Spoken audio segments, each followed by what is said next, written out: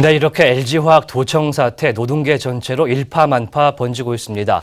그런데 주관부처인 고용노동부가 발빠르게 경찰과 합동조사에 착수한 걸로 아시아경제TV 취재 결과 확인이 됐는데요.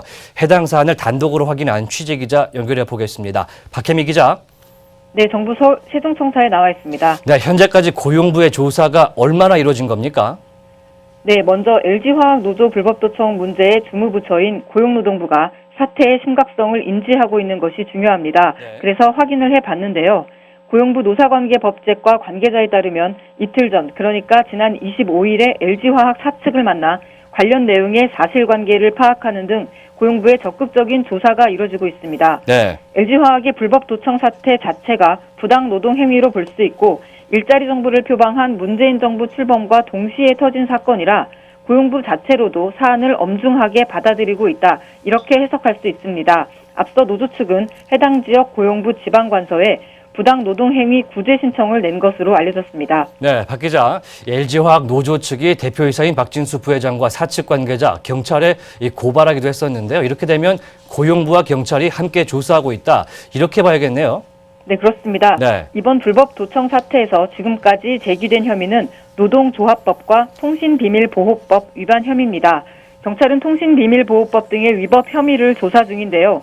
고용부도 사태의 심각성 때문에 경찰과 긴밀한 공조를 통해 LG화학의 부당노동 행위 같은 불법 여부를 철저히 밝혀내겠다는 입장입니다. 앞서 고용부는 지난달 노동조합법을 위반하는 등의 부당노동 행위 근절 방안을 발표한 바 있는데요. 예. 그 기준에 따라 LG화학 불법 도청 문제를 엄중하게 다룰 예정입니다. 네, 그렇다면 궁금해지는 게요. 이 불법 여부가 확인이 되면 어떤 조치가 취해지게 될까요? 고용부는 현재 사실관계 조사를 거쳐 불법 혐의가 확인이 되면 범죄로 인지하고 본격 수사에 나선다는 방침입니다. 네. 고용부 관계자에 따르면 본격 수사가 이루어지면 사안에 따라 필요한 경우에는 압수수색도 고려할 수 있다고 합니다. 네. 다만 지금은 불법 여부를 확인하는 단계입니다. 네, 지금이 2017년 21세기인데 30년 전에 이 군사정부 시절에나 일어날 법한 이런 회사 측의 노조 불법 도청, 이런 일이 다시 발생하지 않으려면 강력한 처벌이 필요한 거 아닙니까? 고용노동부의 입장은 어떻습니까?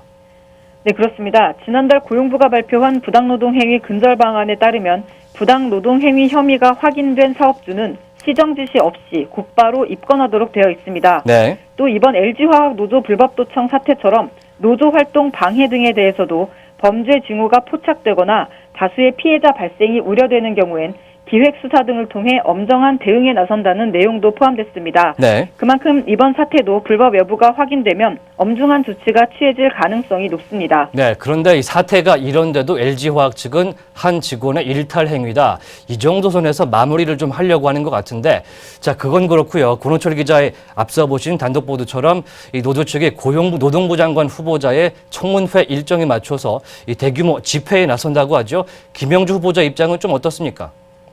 네, 취재진이 이번 사태에 대한 김영주 장관 후보자의 입장을 듣기 위해 수차례 연락을 취해봤지만 네. 답변을 듣지는 못했습니다. 그렇군요. 다만 고용부 내부적으로도 청문회에 대한 대책을 마련하고 있는 모습입니다. 또 다른 고용부 관계자는 LG화학 사태가 사회적인 파장이 큰 만큼 아마도 이번 청문회에서 얘기가 나오지 않겠느냐고 말했습니다. 이에 대한 답변을 고용부에서도 준비해야 하는 상황인 겁니다. 네. 게다가 청문회에 맞춰 대규모 시위까지 이어질 예정이어서 장관 후보자의 입장에 더욱 관심이 모아지고 있습니다. 지금까지 정부 세종청사에서 전해드렸습니다. 네, 지금까지 박혜미 기자의 보도였습니다.